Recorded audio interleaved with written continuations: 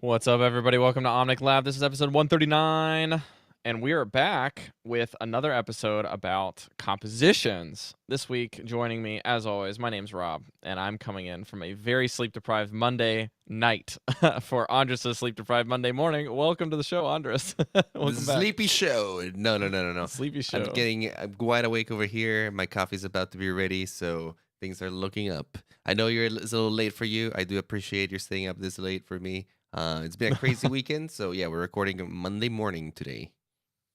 Yeah, and now that Overwatch League has officially started Season 2, Week 1 of Stage 1 this weekend, we decided that it might be a pretty good idea to kind of ride the hype and talk to you guys about what we were seeing in the very first opening weekend with regards to composition. So if you're new here on the block, we are a strategic podcast. We don't talk about OWL all the time, but when we do, it's always about strategic things to help you in your game, whether it be in comp or just as a player in general. To kind of understand the game better is our goal here on the show, and we took the lab mantle as kind of a testing case, meaning that we're learning with you guys. We're getting professionals and pro players, good streamers, all of those type of people on the show to kind of help us out, break things down for you. With that said, we saw a whole lot of really fun new teams, new players, new faces, lots of cool things. I know that we had friends that were actually at the arena.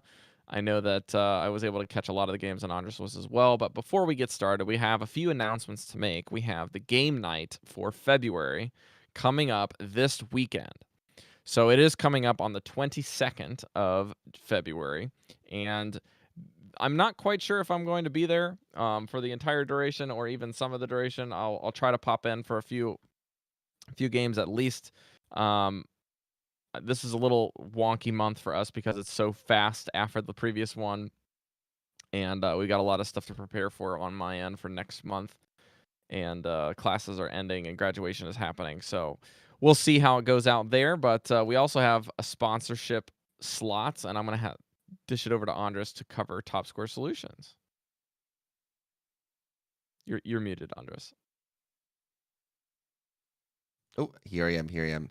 All right, Top Score Solutions. As you guys know, Top Score Solutions is an esports-oriented community for business education and analytics. They have a wonderful Discord, they have a website, and they have their own podcast that you can check out. You can go to topscoresolutions.com to find all of their stuff.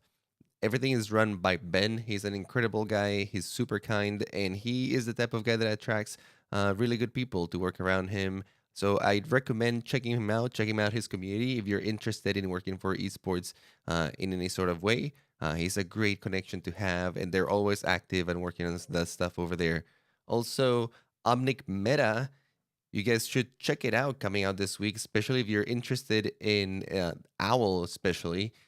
Switch has added a bunch of stuff and statistics for OWL, the OWL League, and it looks really good. He's still working on it, and I know that I'm going to be helping him a little bit, maybe doing some analysis and checking out the numbers a bit.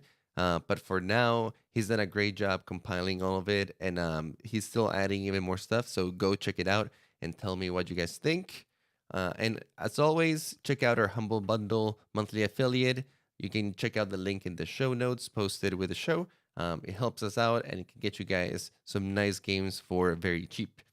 I also wanted to make a little shout out over here. My personal friend Ben, a member of this community and a guy that has helped me out with some of my workout routines and stuff. He's a really good guy.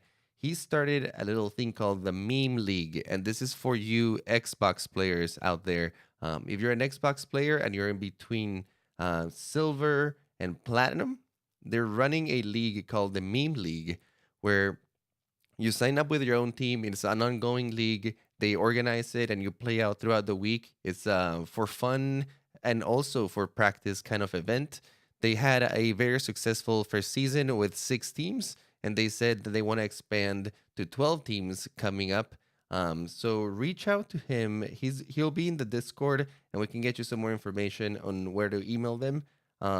But if you're interested, join our Discord. Either message me or Rob, and we'll get you guys in touch with Ben. But yes, if you're an Xbox player, check it out, especially if you're trying to improve or just find some friends to play a little bit more seriously, a little bit more competitively, where you can practice some team comps and stuff like the ones we're going to talk about today.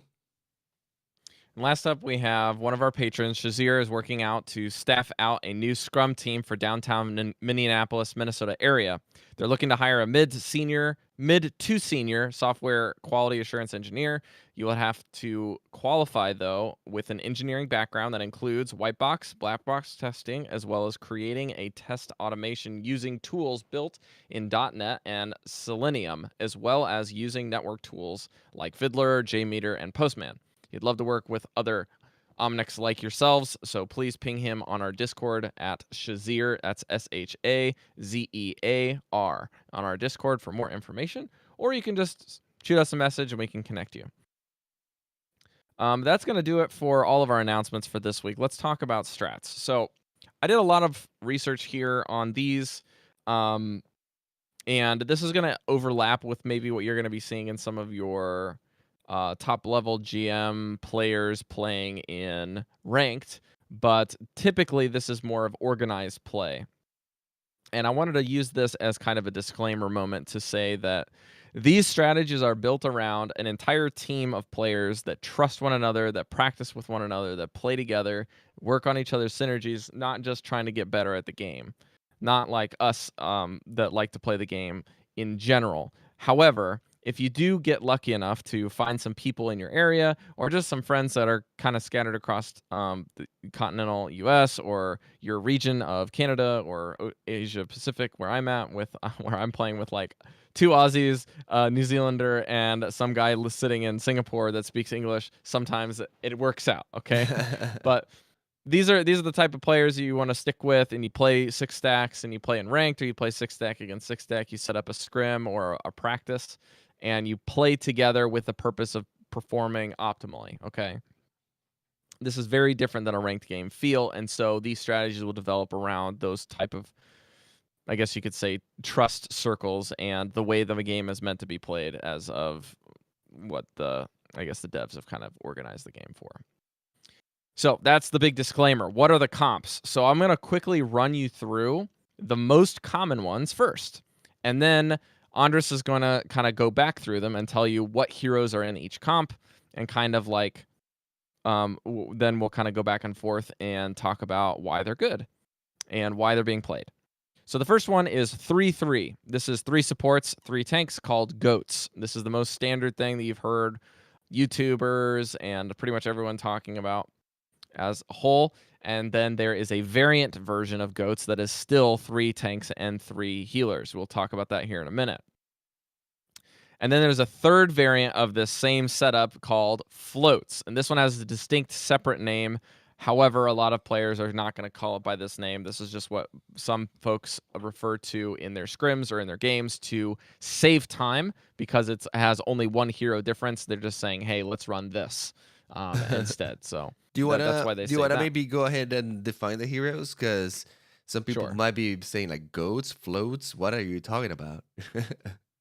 Yeah, so GOATs or 3-3 is basically a very specific set of 3 supports and 3 healers. So that's why a lot of people don't like the whole labeling it as GOATs, and others prefer it because GOATs insinuates that it is 3 specific heroes on support and 3 specific tanks rather than a general mismatch of the 2. Or why some people like Shazir who are like, why don't they call it 303 since the tanks are listed first, the DPS are listed second, and the healers are listed third? My guess would be, just like anything in gaming and in language, people are lazy, and they want to shorten it to as little words as possible, and that's why we refer to it as GOATs, which is 1 syllable, instead of 3-3, which is 2. So this is basically Brig, or Brigitte, Zenyatta, and Lucio as your core healers. And then your core tanks are Reinhardt, Zarya, and Diva. The variant forms always will swap one hero. Sorry, will always swap one of the. It will swap the Zenyatta slot for a Moira or an Ana. Okay, and the reasoning behind this we'll get to later, but that is the variant version of GOATs. Now, the floats comp is when you swap Reinhardt for Winston because you need the verticality. So that's kind of the main thing there. By the way, if anyone's interested in why it's called GOATs, it's because the team that first came up with the strategy and was successful with it a long time ago was called GOATs. Yes, it was a contenders team, I believe, correct? Or are they open division? I think this was open division, or it was even before contenders, I think.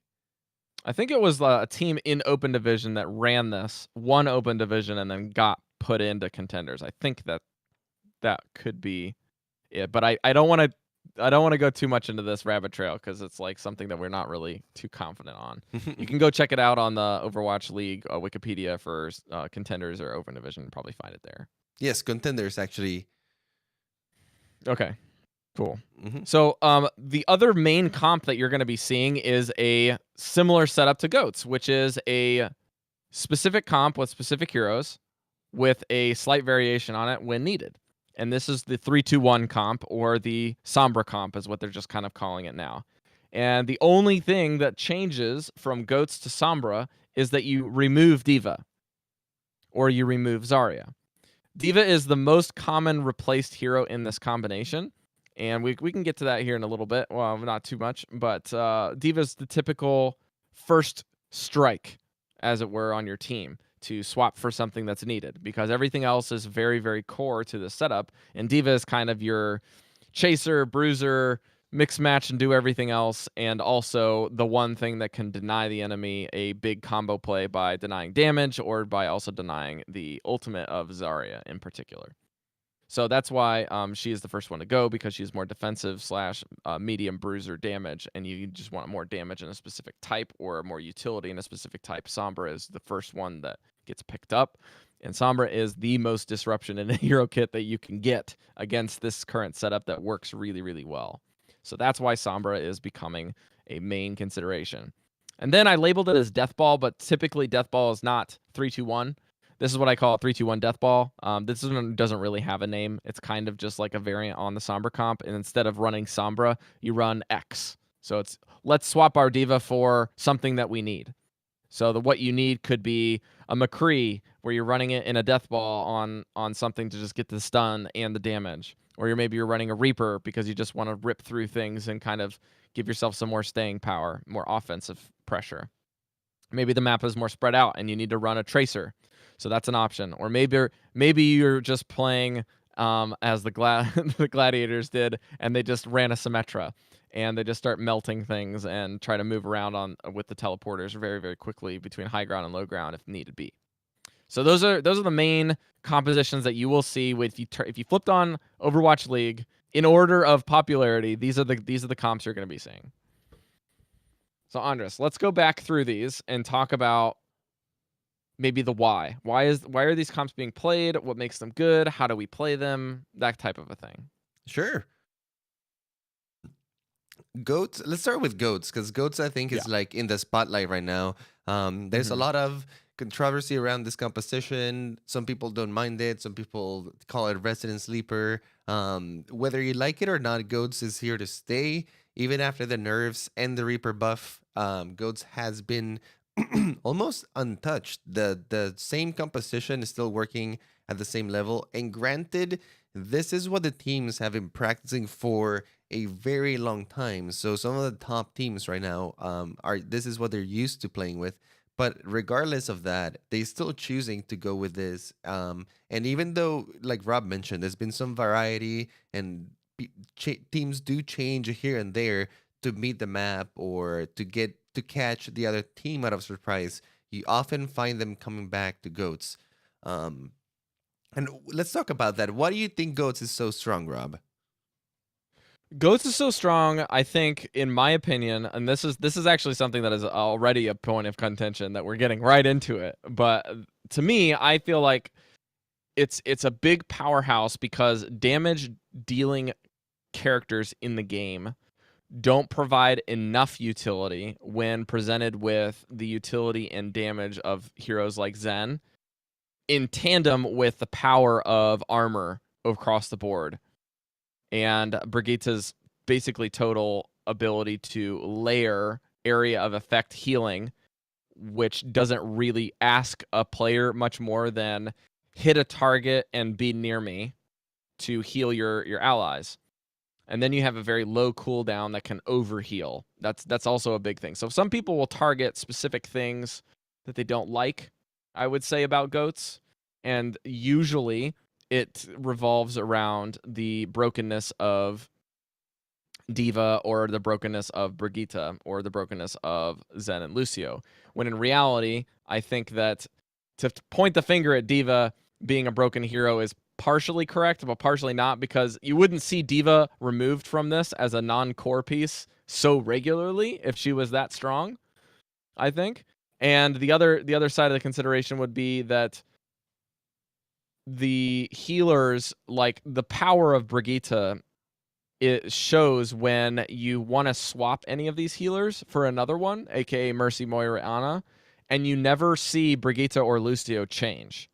So we recognize that in the core of this 3-3 build, there are 4 heroes that represent that. You Yeah, have a main tank function, which is a Ryan Winston, and you have a Zarya with a Lucio and a Brigitte. Those are your 4 core.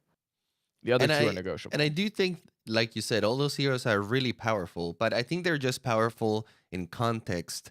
And what I Right. mean by this is, if Overwatch League was played on deathmatch, goats would not be run like nearly as close. Probably never, actually. Goats can be strong, but only because of the game modes that are being played. And I think that people finally arrived to the conclusion, and it was only a matter of time, right? Like, what's the combination of heroes that best allows us to do here, to do the job that we need to do? And especially in Overwatch League, where people are spending money and bringing in analysts to crack the meta, right? It's Yep. only a matter of time until they arrive to these conclusions. But why?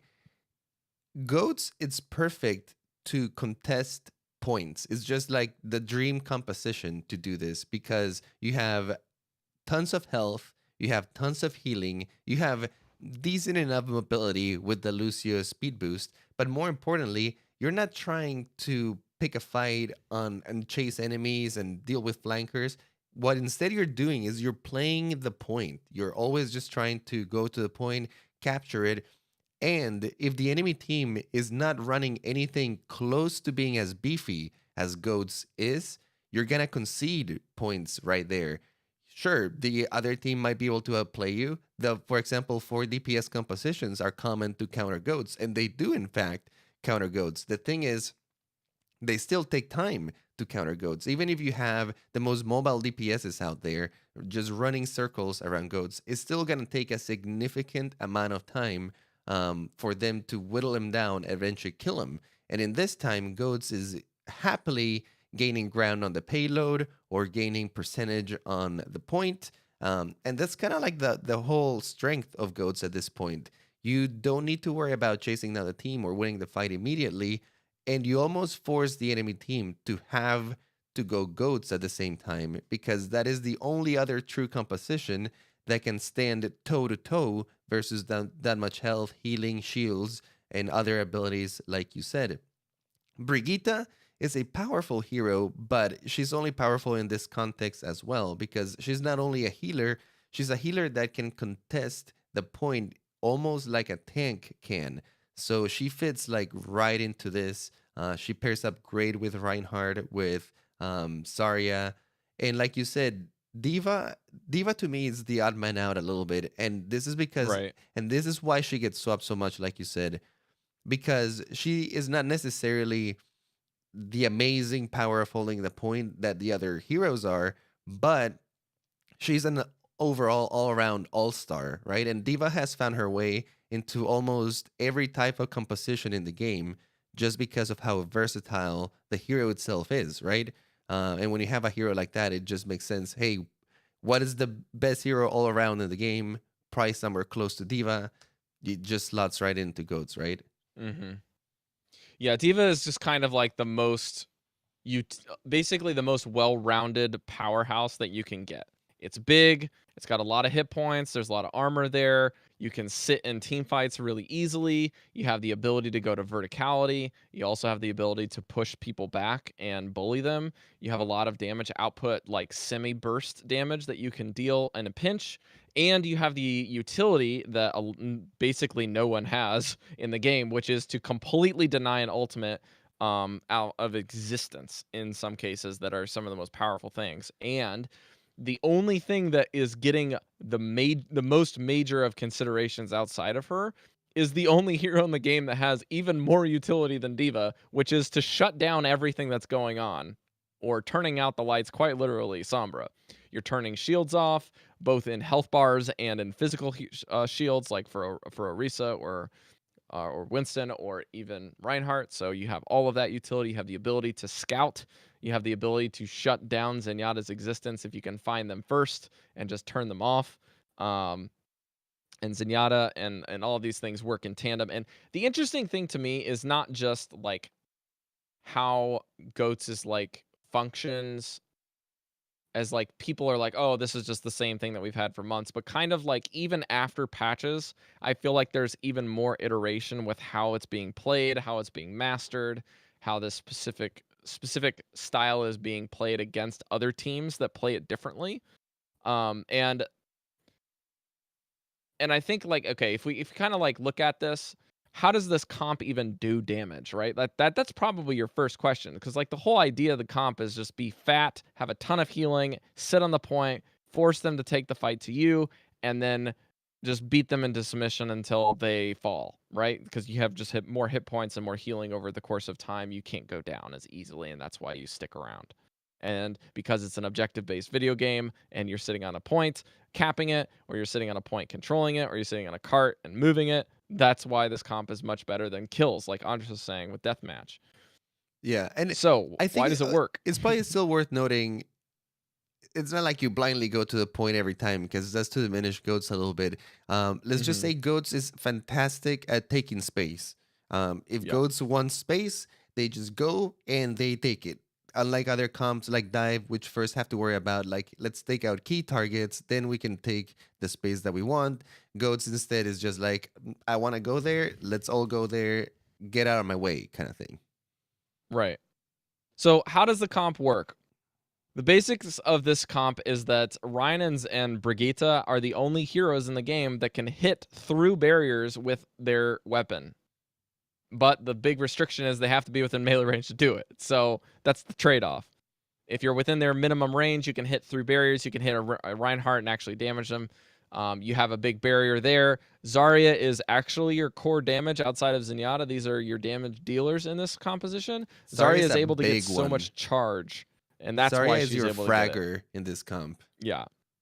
And that's why you're seeing heroes like DeFran, or you're seeing people like Sinatra and Carpe, these big frag heroes, DPS players picking up the Zarya mantles, Yeah, because that's their role. and actually, if you pay attention to some of the the way Zarya was being played this week, she's almost taking the role of range heroes. A lot of the times, you would see Zarya's in the high ground. Actually, once the team had taken a position that they needed, Zarya would go take out the high ground and just spam her right click from above. And they become kind of like that role of range damage dealers, and also a huge source of damage, because you're fully charged almost all the time as Zarya. If you're playing her right in goats, you're almost 80 to 100% charge 80% of the time. So your damage output is huge. If anyone comes up close, you melt them. The rest of the time, you're kind of focused on doing the range damage and farming your grab as fast as you can. Yes, that's correct. And the other thing that you need to be paying attention to is what your Zenyatta is doing. Because if your Zenyatta is calling who is getting the discorded target, that target needs to die immediately. And not just if they're discorded, but the big contingency plan is if they're discorded and nearby to the 2 heroes that can deal damage to them, i.e. Brigitte and Reinhardt, or maybe the Zarya can get a quick turn and blow them up with the D.Va. So these 2 duos are kind of just always working in tandem, and it's even better if it happens to be a tank. The enemy team, maybe they're running goats and they don't have their Zarya bubble to protect somebody. If that is the case, or the Reinhardt has got their shield up, then you really can't do anything. But if those 2 things are at play, meaning that the Reinhardt shield is down, or the bubble from Zarya, the projected barrier is gone, then you can discord a target and you can blow them up. That's kind of your big focal point of the composition.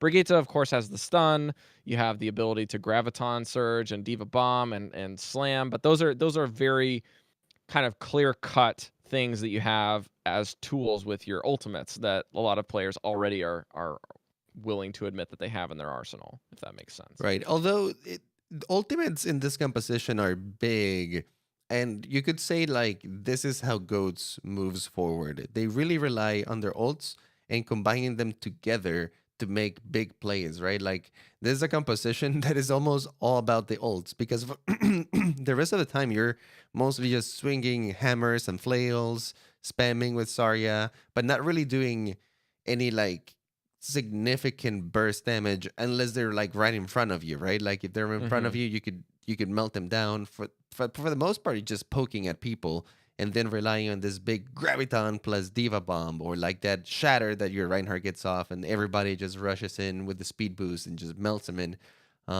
So yeah, ults are huge.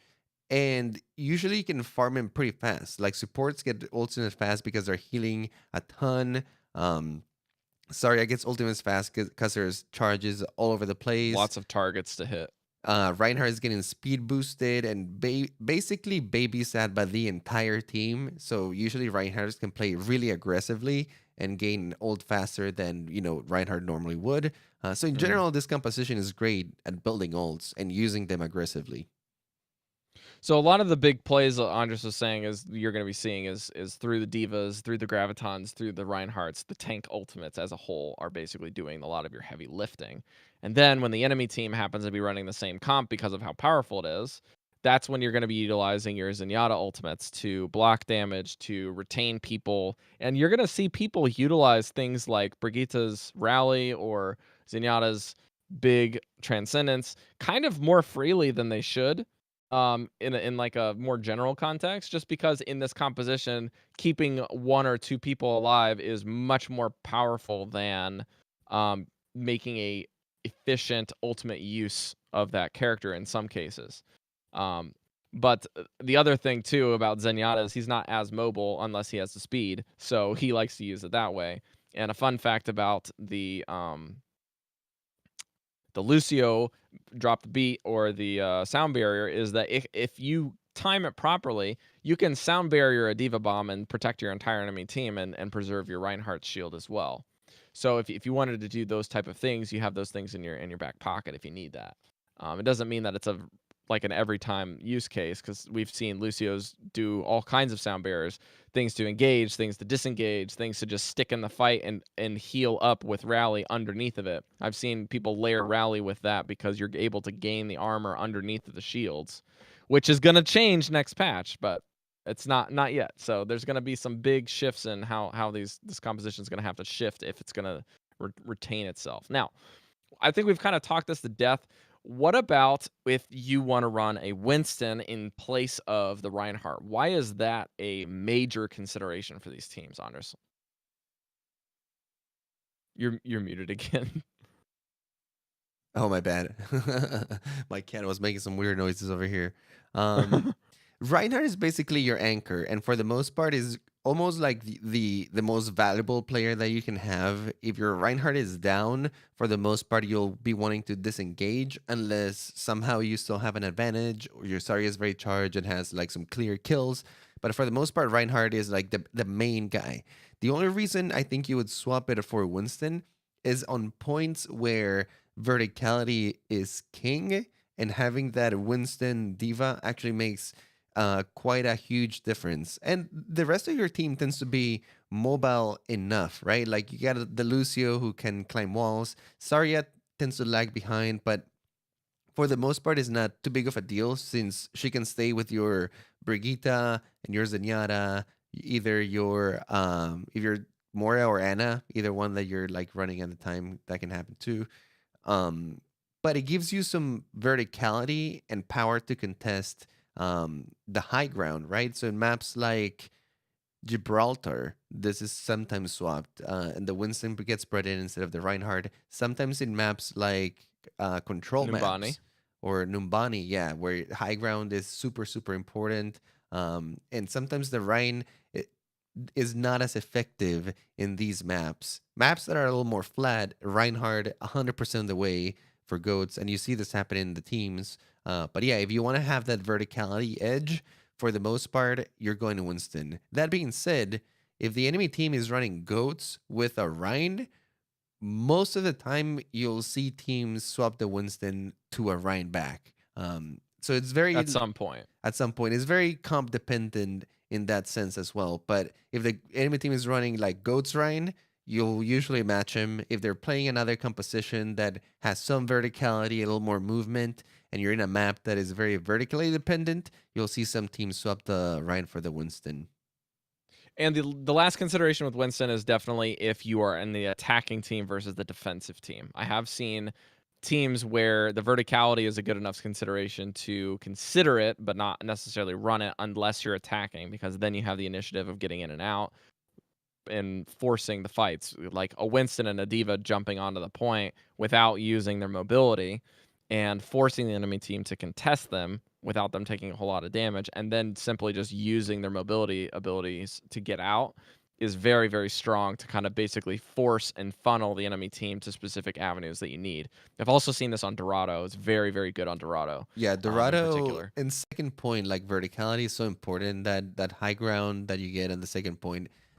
Having control of that is insane. And if you can have heroes like Winston and Diva that can keep like jumping up and down from there and basically Mhm. avoiding death just by sheer mobility, it's so strong. While the Reinhardt is very static in the bottom. Yeah, you'll sometimes see this on Ilios Ruins as well as I saw it some fringe cases on Volskaya. I think Andres, you had mentioned that, and Rialto on point 1 and 2 as a consideration, just not on 3. Mm-hmm. But yeah, those are just some places where you might see this. Now I Control want. maps in general, sometimes they'll run it Mhm, only because mobility is so important in these maps. Sometimes, regardless of verticality or not, you'll see them running. mhm. These are the only maps who sometimes running dive is still preferred over goats, and I think it's worth mentioning that.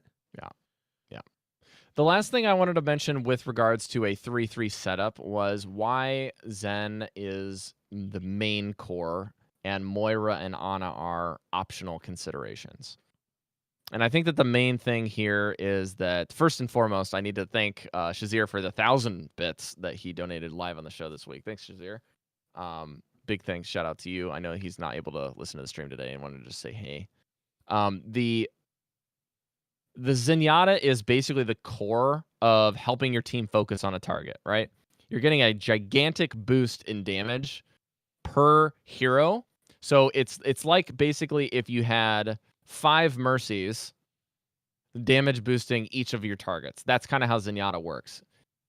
And it's really weird to think of it that way, but the only reason that you have to consider it this option is because if everyone is playing in a coordinated 6 versus 6 format and everyone is focusing one target, then that target is receiving 30% more damage from each source, not just from one source. So if Reinhardt, Brigitte, Zenyatta, and everyone's able to shoot them and hit them when they're not barriered, then they're doing a lot of damage. So that's why that is set up is key. The reason that you might choose an Ana or a Zenyatta or a Moira would be to counter specific other setups. If the enemy team is not running goats, for example, and they're running something like a Pharah, and you need something besides your Diva to kind of help mitigate that Pharah's setup, you might run an Ana. There also might be some set plays based off of the map that you might consider to be better options. Monitoring cooldowns, waiting for them to go all in on protecting their team with a Zenyatta ultimate, and then using the anti-grenade to deny them healing. That's a big thing with the Ana setup. as well as the Sleep Dart on a Reinhardt when they're in a Graviton Surge for a Diva Bomb. You can do that too. And then the Moira setup was, I don't really know. I think of any other maps besides offense on Horizon where I saw a Moira being played. Offense on Horizon was the primary one because you want to get a lot of healing into your team with speed and then push them into the point. And the Moira could kind of deal with a good mix of other things. You don't always have to use the offensive orb. You could use the damage orb if you needed to. And then the big ultimate is kind of a big pressure point with small avenues of access to point A in particular. Yeah. Let's talk about the healers, because to think about the Yeah, importance of Zenyatta, we gotta think of the healers as a whole. I think for a while, sure. either Anna or Moira were preferred on goats. I think, well, like goats was kind of like starting form, and that massive Yeah. healing that those two heroes provide Hmm. pairs really well with the tags. But I think over time this comp has been perfected, and now they get away with only Zenyatta, Brigitte, and Lucio, which historically have had lower healing outputs than most of the other heroes. And at first you would think, oh, but this is kind of silly to lose so much healing for this. But you gain so much utility with these three heroes. And not only that, teams have gotten so good at playing and they've realized that GOATs really revolves around your cooldowns, right? And as long as you're engaging and attacking around your cooldowns, you can mitigate a lot of the damage through there, right? Zarya shields, Reinhardt barrier, Brigitte burst heal, speed boost can be a great way to just avoid certain damage. So just keeping that in mind, the healer's job to heal immediately becomes less of a liability if your tanks are playing around those cooldowns, and you gain an insane amount of damage from the Zen and the Discord orb that's constantly spamming. If you're playing against another Goats comp, the Goats that has the Zen is gonna have an edge on damage. Sure, the Ana nade is super important and can really wreck some Zens that are not using it correctly. But as like we said, as long as the Goats team is playing correctly and playing around those cooldowns, avoiding nades, the diva is on it and eating all Mm. those sleep darts and the nades, she loses some value while the Zen still bringing in all that damage, Discord orbs, regardless, nobody can stop that. And you get Transcendence, which is a huge, huge, huge defensive ult, especially when you're going against those huge Graviton, Shatters, etc., right? Or even just somebody gets caught out and you need to bail them as well as yourself out, and you need a speed boost to get the point. Those are other considerations. The Ana was definitely very, very popular for a long time just for the sake of denying heals. That was a big powerhouse, and Moira was a big power because you can get out of the Graviton. You can use another ult that does a little bit of extra damage and healing of a whole team in a specific zone. So it doesn't mean that these other heroes aren't great. It just means that in more generic senses, the Zen will get more utility because it increases or it lowers the time to kill on a lot of your targets. So you can Yeah, kill things faster. yeah, and And it's you have worth the noting defensive ult, like Andres was saying. the Zen Brigitte Lucio goats, I think is considerably harder to play.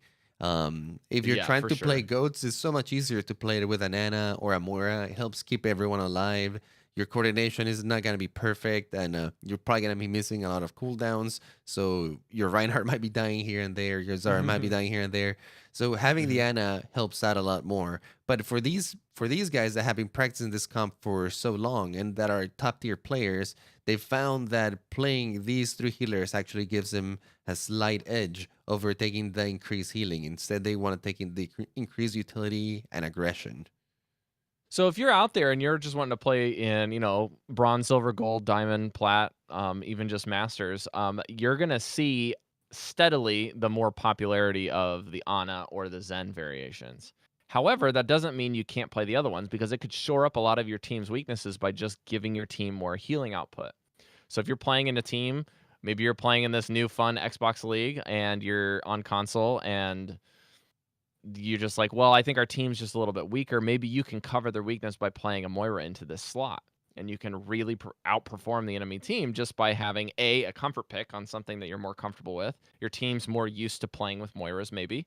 And then you can kind of just push through and play it that way. You can learn a different variation of the same comp. But let's get into the main counter that we've been seeing, which is map dependent. We did see that the map dependency was a big thing, and I found that at most, Sombra was picked on 2CP and payload the most often, and less on the control maps outside of Busan. I'd say Busan's probably the only exception to this. But why is Sombra such a major player to consider outside of running Diva, Andres? Why is this like the big spooky I don't know. What would you say? Sombra, it's a The one monster under the bed? answer. It's like a one answer to all your problems kind of thing. When you're in a Mhm. goats dominated meta and you know that goats is dependent on cooldowns, is dependent on the abilities working together to drive that team forward, and not only that, shields as well. Sombra is like the one person that can be like, guys, I got the solution. I can take that all away in 1 second. And especially when you're playing against Ghost, Sombra has a lot of free territory to just spam her damage from above. She can just stay in high ground, which she can gain easily with her teleporter, which is on a 4 second cooldown. So you're constantly zooming past their composition. You're hacking the Reinhardts, you're hacking the Divas, which makes their life a lot harder. You can't really engage head on with goats if your Reinhardt is hacked, right? Your Reinhardt might actually die or get bursted out. So building EMP is quite fast with Sombra, and then once you can EMP them, all shields are gone. You can probably kill the Zenyatta really quick. There's no speed boost. There's no Zarya barrier. Some teams get good at countering the EMP and preventively using their ults like right before it happens, like Zenyatta's, They're transcending right spreading before it out happens. and running the Winston instead of the Reinhardt. That's also another strategy. Right, but Sombra is enough to disrupt goats enough that if the goats play is not on point and they're not like keeping an eye out for the Sombra, Sombra can be a direct counter to all of them, I think. Yeah, and she is also been used when you kind of start out the first 10 to 20 seconds of a map. I've seen that people will just pick Sombra because she's wicked fast while stealthed. Go out there, scout, maybe consider staying on Sombra, or even just like telling the enemy team what they're running if they want to run something different than a goat's composition. Maybe they run a 3-2-1 or they want to run a 2-2-2. And you can potentially stay on the Sombra. The Sombra can get back quickly and set a translocator right outside of spawn and just translocate back and switch. So this is also another alternative strategy you can use the Sombra for, which is just pure scouting at the start of a game. If you're on offense in particular, on defense, much less useful, but definitely on offense, especially on 2CP maps like Volskaya, we've been seeing this a lot. Less so. I think it's probably Volskaya and Horizon are definitely the most common, but I think that there's not a whole lot of control maps in this pool currently because they're not playing all of the maps in Overwatch League. I don't know if a lot of the players know that right now, but that's why the maps are a little bit more linear in that way. It doesn't mean that the power of these comps is less, but it just means that it's more narrow in focus, which is good. Another thing too with Sombra that is really, really interesting is that the best teams running Sombra currently are the ones that are utilizing getting EMP the fastest and using it to get targets when they can deal with them. You're going to see a lot of Overwatch League games if you follow your favorite teams out there where EMPs are going out and they're hitting 3 to 6 targets and nothing's happening.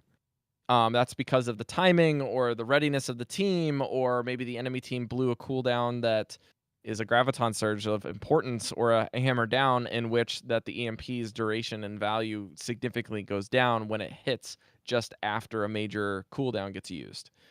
So you have all of these other things that are considering, or maybe the Sombra's using it to kind of get you some more staying power and fighting back. It doesn't shut off passives. That's another big thing. So if the Lucio happens to be on healing and the Brigitte's already using their whip, they're still healing through a lot of it. I was So you gonna have to basically say, make sure you hit the right stuff.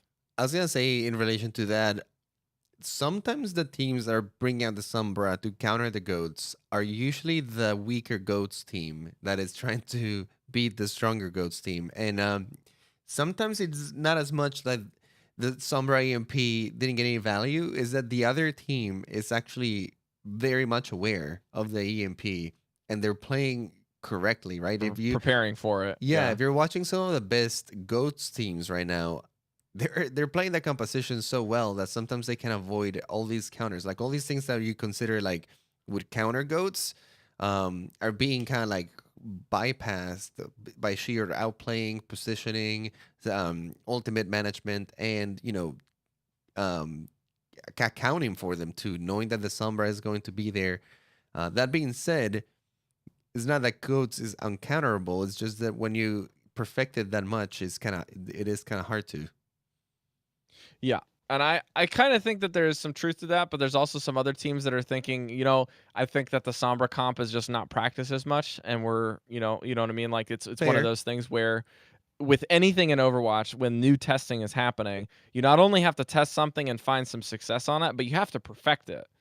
And even when major patches hit, that definitely helps you because that means that people have to kind of not necessarily relearn a comp, but relearn a few of the aspects of it to kind of change things up and how they consider using abilities and approaching with certain setups and reacting to certain situations. They can't do the same thing they always did on a major patch, and that's why you see the most creativity after those things. Hmm. But the fact of the matter is, the longer you sit on a patch, the more perfection time that you get playing what is perceived to be strong and playing other things that people are trying to invent to kind of counter. Um, and the problem with goats is that it was popular before and after this major patch, and people are still probably going to try and do it again even after the next patch Goats has because been of going how on for a strong it is. while, so it has momentum, right? It's not been strong for just this season, but it's been strong for like 3 or 4 previous seasons. So I think Right. that people Since are the coming in end with of the that. last Overwatch League until now, it's been played. Yeah, it's been coming in with momentum, and people are very used to playing it. A lot of these top teams, that's what they practice the most. So Hmm. yeah, everyone's very comfortable in it.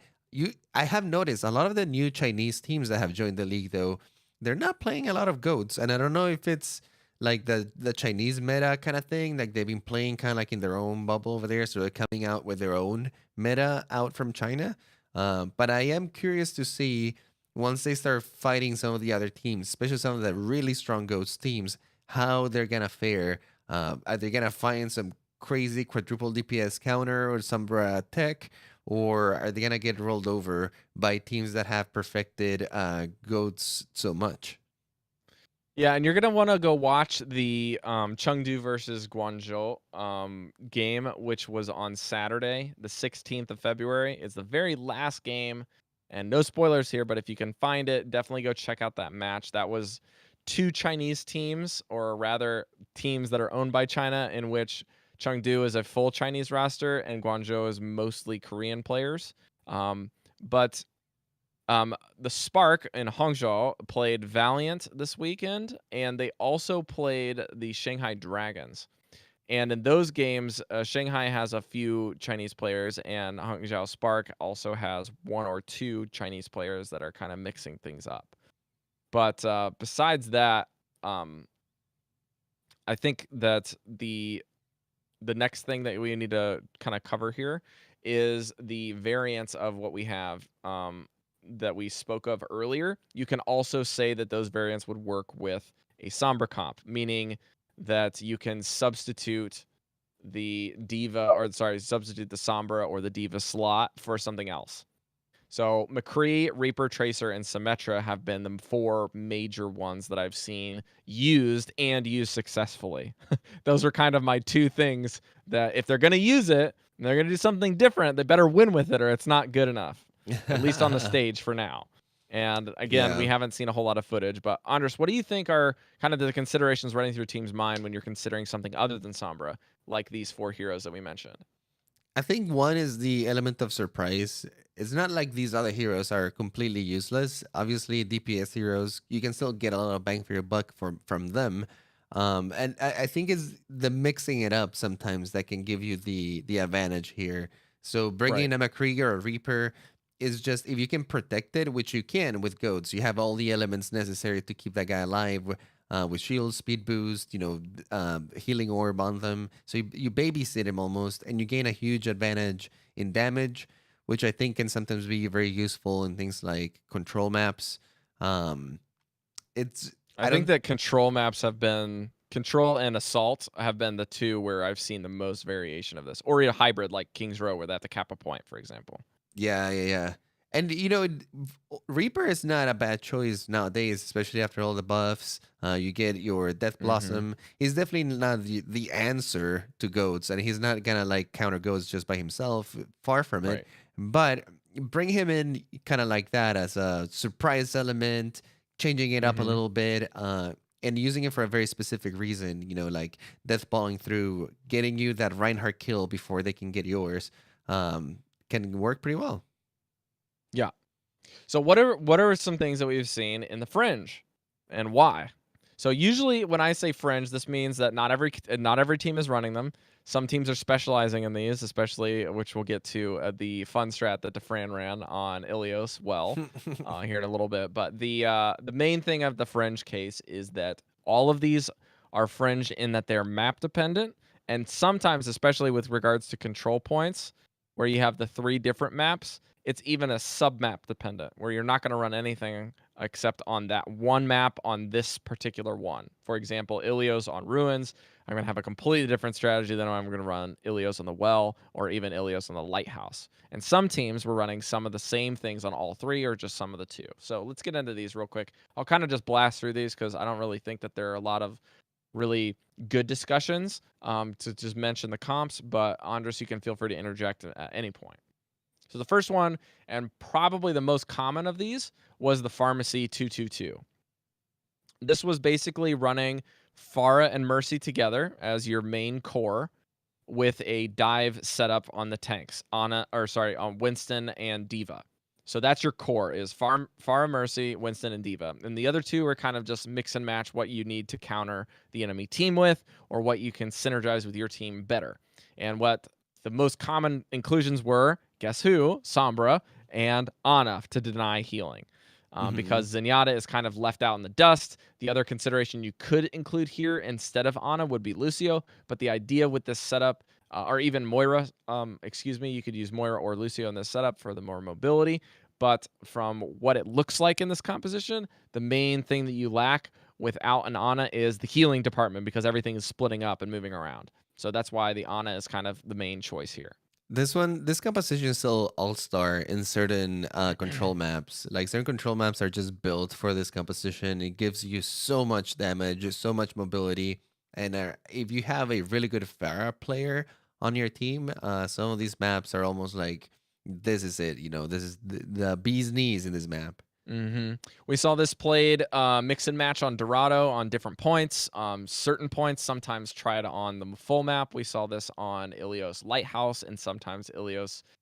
There's a variation of this pharmacy setup, which is the 3-2-1, which I'll just go ahead and briefly mention. Was run by.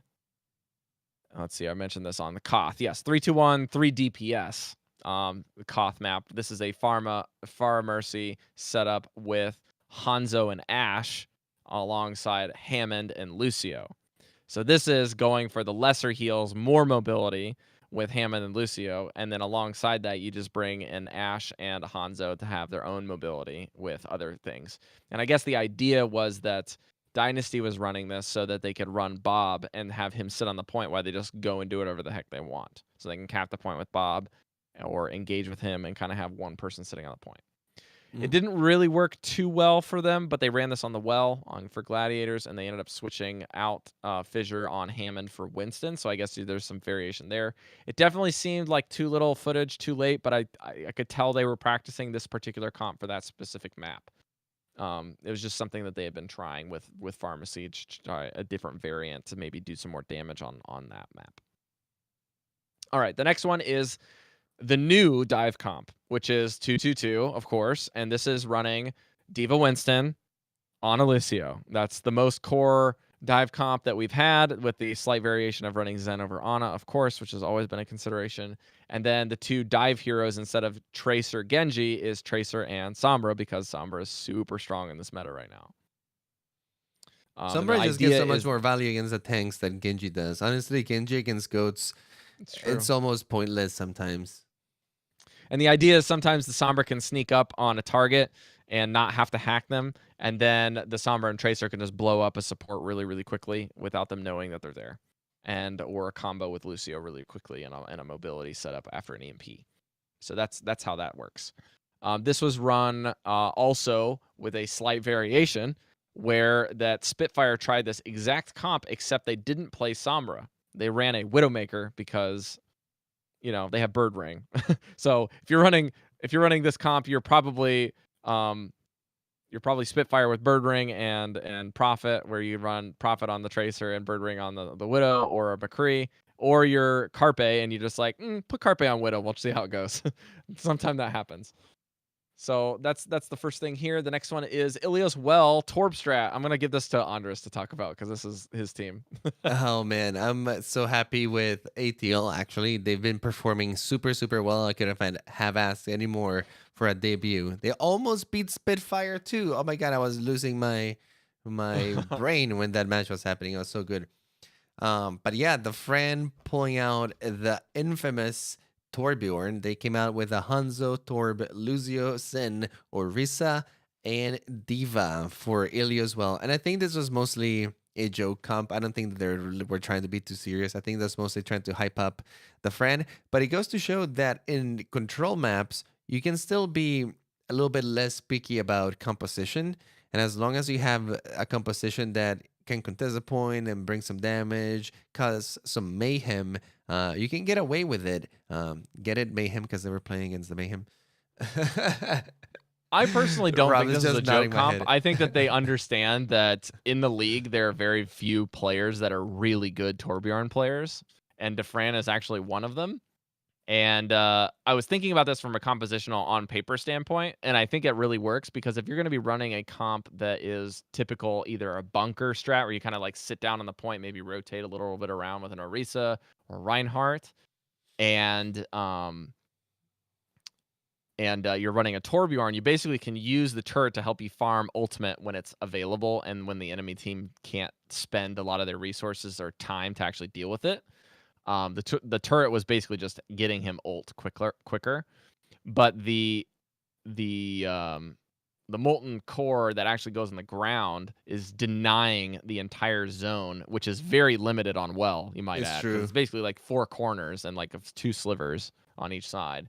So he's basically used that to kind of shut them out of certain zones. And then when it wasn't working, or when the Torbjorn died once or twice, I think it was basically he maxed out at 2 deaths. He would go and swap for a Orisa. They would go back to just regular standard goats and they'd be playing that, or they'd run a tracer. This is why I say it's kind of like a mimi comp, because I think it works because of the element of surprise and the fact that they were playing against a team that didn't cut onto it very fast, and once they were able to kind of stabilize and Mayhem was able to take back control of the point, kill the friend a couple of times, they were like, okay, let's go back to or known goats, because after that is quite hard to, like, after they have a Torbjorn and you're accounting for the Torbjorn and you're pressuring that Torbjorn, it's so much harder to gain value than, let's say, Zarya, where you don't care if they know they know you're there. You're still just damaging and using shields. So maybe if I see it again against another team, I would have to see ATL take another surprise from a better team with his comp for me to be like, okay, ATL, that's your comp.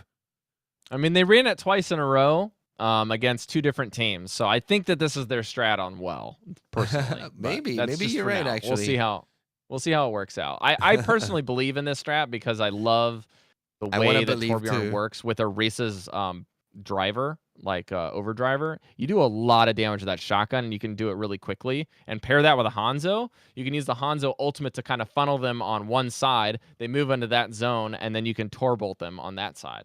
I will say, and they're running a diva, so you have a lot of zoning tools with this comp. You're basically saying, no, you can't go here. No, we're going to put a diva bomb there. No, we're going to Torbolt this section. And I will say that historically, the way this map is played with the Orisa, the Torb can be quite effective, just because, like you said, with the Hanzo and the Torb, you can break that Orisa shield very fast, and the Torb kind of gives you some crossfire opportunities. We're kind of like running a little low on time, but I do want to mention one more of these fringe comps, because a lot of them are really cool, but one of them that is actually quite popular, and even top teams like New York Excelsior have been kind of using a little bit, is the quadruple DPS comp, running 1 tank, quadruple DPS, and one healer. Um, Works quite well sometimes, and it was a strategy that first came out in contenders to try to beat goats, and one of the teams was having a huge success with this composition, and they actually ended up going to the finals, I think, winning it. um, but that being said, 4-1-1 is a composition to watch out for, and I think it's kind of interesting that right now we have such polarized comps, right? Like goats being so tank and healer heavy, and then you have the polar opposite. Is just like, you know what, go full DPS, and these both extremes kind of like duke it out at each other, and the 4 DPS can have success against goats. That being said, it's a matter of how good the goats team is, and like we talked about at the beginning of the episode, can the goats team survive long enough to justify the value that they get, right? Can they stand in the point or push the payload far enough before the quadruple DPS takes over, for them to justify the goats? And some of the better teams can do this, and they can withstand the quadruple DPS. But that being said, it's definitely a strategy that's cropping up here and there and is becoming more and more common. What do you think about this one? I couldn't go back into all of the footage and see some things, but I did find one particular example was a 4-4-4 game again in Volskaya, where both teams had about a minute and a half to go cap point one. And it was Spitfire versus Fusion, if you're looking for the game. And basically, both teams were not running goats. They were both running a 4-1-1 with a Hammond, Widowmaker, a Tracer, a Mercy, and then a Sombra and a Pharah. So the idea was that the Mercy just kind of maintains keeping people topped off and damage boosting whoever's giving out the most pressure. And the Hammond is kind of just the nuisance constantly, and Yeah, a bot for Mercy to everybody in get this your comp. ult back. I call it the whirlwind comp because this comp attacks you from every direction and you never really know where they're coming from. You have Yeah. Hammond diving you from whatever it is he can dive you, because he can just like pretty much fly around Hammond and anywhere. Tracer are pretty much moving on their own, and then And then you you have have Widow and then you Pharah. have pharmacy, which is also just like super high above the sky, just nuking you down, probably out of your reach. If you focus on the Pharah too long, the tracer comes behind you. If you turn around to get the tracer, the Sombra comes to your Sombra side. hacks you. When you look Yep. at Sombra after you hack, and Hammond piles drive you from above. Yep. It's brutal. It's basically an all assault on every front kind of thing. And there's also some people thinking that maybe 4-1-1 is not as good, and so they're running a 3-2-1. And I listed these in the show notes, so you can go check them out. But the main thing is that 3-2-1 has got a different setup for Assault than it does for King of the Hill, at least from what we've seen, because different teams are doing it. And the only difference with this one is that you're running the Sombra Tracer Widow, but you're removing the Pharah and replacing it with a Lucio and a Zen instead of the Mercy. So you basically take out Fair of Mercy and you insert Zen Lucio, so you get the Discord to help everyone. And then Lucio starts making some serious frags because he can just get in and out like fast food restaurant. Then you got a Widowmaker just set up shop in the middle when the entire team is diving, and they don't have time to deal with your Widowmaker anymore. Frags is the name of the game. You have to be getting frags with this composition, and fast. That's the whole idea of it, is you have a lot of damage. Hopefully your players are really good in these roles, and you're just nuking down everywhere, because this comp cannot play the point. You cannot stand the point like Goats does and try to get percentage while the other team is up. That's kind of just suicide and defeats the purpose of running this comp. So that is why Goats can still go toe to toe with it. As long as they're contesting a point, they're good. But that being said, don't try to take the point with this composition. It plays more like dive in that sense, where you're looking for targets and you're trying to overwhelm them with damage and positioning, and then you contest the objective. All right, and this is not a comp consideration. This is just a final addendum that Andres and I wanted to make sure we covered, which was what happens when it's overtime.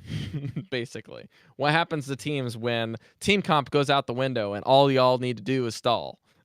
These are the heroes you basically are starting to pick. It doesn't even matter who these people are playing. It's kind of like a priority list of who can get to point quickly, who can stay there longer, who can stall more time, who can get there and do their thing. And ultimate economy goes straight out the window in this case. Andres, who are your first 3 picks that you look at if the team is running goats? What do you switch to? Usually, Hammond is a great first choice. He's beefy enough and he is mobile enough that he can get back to the point and kind of like dance around it a little bit. Tracer tends to be a decent hero. May comes to mind as well, just like a hero that can stand on the point by herself and stall for a significant amount of damage, usually long enough for another teammate to come back. So I would say All Stars, May and Hammond. Tracer to a third degree. Sombra, I don't really like that much for stalling. I think that she can get killed a little bit too fast. Diva can be great. Definitely a Diva can help out. She's a little bit easier to hit, but the Matrix can buy you just enough time to sometimes contest and fly around again. Winston with Primal Rage can be amazing. If you already have Winston with you, you're close to ult. You might as well stay him because there's no there's no better choice there. It's true. Lucio can be really good actually. With speed boost and dancing around the walls and certain points like Anubis point 2, amazing. Lucio can stall for a really long time. Yep, took all of them. That's right. So Oh, if I'm you're sorry. looking to I was stall, supposed to say it's 3. no, that's okay. That was pretty much it because most of the time you're going to have a Diva or you're going to have a Lucio in the first place. So those are usually not the ones. Maybe you're already running a Winston. That's a good point to start. The only other one that I was going to say is potentially if everyone's covered and you just need to get on the point, I always consider Junkrat and Reaper. Mostly Reaper because you have the sustainability to dish out damage and heal damage. And the only reason I picked Junkrat is because he just kind of can shotgun himself to the point quickly with his mine and then just deal a ton of damage immediately. And then if he happens to die and they're on point on top of you, you have the mayhem that you die with that does a little bit more damage and maybe you can finish the target if they're not being careful. But those are only the considerations that I look at when I'm looking at. Yeah, and yeah, stall heroes at that point become super important over composition because it doesn't matter what composition you're running at that point. You probably won't have much synergy just because you're so staggered and you can't rely on any other heroes comboing with you. So at that Right. point, the name of the game becomes what is the hero that I can survive the most with, and that is what kind of you should be concerned about is keeping yourself alive rather than getting kills. And this is why. If you're focusing on getting kills, you probably are making yourself vulnerable in one way or another. While if you're focusing on getting or keeping yourself alive and mitigating damage while staying on the point and running the overtime, it buys your teammates maybe enough time for them to come back. And honestly, the only way to come back when you're down in overtime and staggered is if you can regroup just enough. One person will probably do nothing. 2 people, maybe, because at least they'll be focusing one person and the other one has a It's all about little bit of improving time. odds. Yeah, 3 people, now you're talking about it because you have at least 2 people that are distracting. The third person might actually have enough time to make a play. But especially if you're the only one coming back to point, only focus on surviving. And if you want to take it to the next level, try to pay attention to when people are coming back so that if you haven't died and you see that your Winston is able to jump into the point, you can do the good old Korean stall and just head back, allow yourself to be healed, and instead of dying and waiting another Rotate. 10 seconds, you can rotate back. A lot harder to do without coordination, but it can definitely be done. So the reason again for this is to get the enemy's clock down lower and lower. If you're on 2CP or on payload, trying to get it all the way down to overtime, and then you can finish the map, or give your team a chance to deny before they can cap it. Those are the 2 considerations for those options. And then for control point, you're just trying to hold the map and get as much possible percentage as you can to get up to that 85 is kind of your magic number for limiting the enemy team to 1 more fight or less so that you flip the point and the game is over. Those are what you're looking for there. Guys, thanks so much for listening to our episode about compositions in Overwatch League. We hope this is something that was helpful for you. We really wanted to kind of start from the ground floor, kind of take you up the strats as best we could and explain them kind of from the groundwork. We also had some few people to thank. We have our diamond sponsorships over at patreon.com/. Omnic Lab. If you guys want to help us out, this is the best way to support us financially, outside of Twitch Prime, which you can do on our Twitch page live on Twitch. We shout out the people that are doing any kind of bits donations or just subbing with Twitch Prime or Twitch Regular. We are affiliates there. But the people that we have to thank are diamond sponsors and new sponsors this week. We have Top Score Solutions, Silver Loki, Solo PS4, Jan Jinko, Roger B, Shazir, Christoplaya, Tragic Zach, Lissum, Refire, Matthew Z, Brendan D, Benny in the Jets, and new patron of the week, Ramon R. Thank you guys so much for your support. It definitely helps us do things like getting to events, getting new equipment, maintaining broken equipment, and also doing things like BlizzCon for the show. If you guys want to do that and look up some more of the perks there, you can check out patreon.com/OmnicLab or twitch.tv/OmnicLab for the live shows. Sorry, this is a little bit later than normal. We're going to be getting this to your eardrums, but we hope you enjoyed the show. Let's close it out by saying if you want to find anything Omnic Lab, the community, our Discord, everything is on the website at omniclab.com/links. Andres, where can people find your lovely face talking about Overwatch online, or maybe Apex these days? Yeah, if you want to find me, you can find me on Twitter at iPlayGames. You spell that IPLAI Games. And now that I've finally done with school, I graduated this weekend actually. I want to be. Yay! I want to start doing a little bit more content. I have been playing some Apex, but that's mostly been for fun. That game is addictive. I don't know, and it's close enough to like Overwatch and classes, and the game speed is fast enough compared to like PUBG. That I don't know. It's tickling my fancy right now. But yeah. I'll be trying to put a little bit more content, be more active in the community now that I have some more free time. I'll be working with Switch on some data stuff. Hopefully, bring you guys some cool Overwatch League data of some sort. So stay tuned with that and follow me on Twitter. If you guys want to find me, I'm on Twitter and Instagram with the tag NotRob. And that's basically it. You guys want to find us, you can talk to us in Discord and come hang out in the game night on the 22nd of February. We'll see you then. Remember, be good to each other, and don't be a lab rat. Be a scientist. Be a scientist. We'll see you next week. I'm going to get some rest. Bye, guys. Hey, thanks to everyone in the chat. We got some Shock. We got some Toronto. We got some Outlaws. What? No ATL? I'm going to have to put some ATL in here. Hold on. Oh, I'm not in my personal account of the Omnic Lab. No. Oh, it's on the Omnic Lab one. Yeah. Can't post it. Anyway, final Shell Shock, Frank B. Big Fish, thanks for coming. Says Lore. Ooh, says Lore with the spark. Dude, ATL was so close. They're making me proud. They're making me proud, boys. Walk in harmony, my student. I was looking at DeVran jerseys today, actually. Dude, I'm ordering my ATL jersey soon. I actually went to this place called Battle and Brew to like hang out and this watch party. It was so full. There was an hour wait to get in the place, and I was like, oh crap, I'm gonna miss the game. I had to go back to home, but I'm gonna reach out to them next time. Yeah, definitely. All right, guys. See you guys. Have a good one.